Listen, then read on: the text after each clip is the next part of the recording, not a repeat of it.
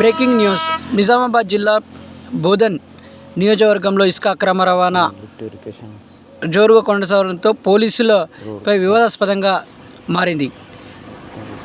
పోలీసులపై పలు ఆరోపణలు వినిపించడంతో ఉన్నతాధికారుల దృష్టికి తీసుకెళ్లిన బోధన్ ఎమ్మెల్యే సుదర్శన్ రెడ్డి ఇసుక అక్రమ రవాణా జరగడంపై ఆగ్రహం వ్యక్తం చేసిన ఉన్నతాధికారులు.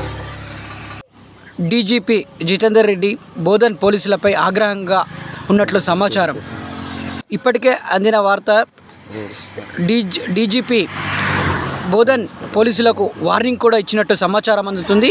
బోధన్ ఎమ్మెల్యే ఎన్నిసార్లు చెప్పినా ఇసుక అక్రమ రవాణా అడ్డు అదుపు లేకుండా తరలిస్తున్నారని 2 రోజులుగా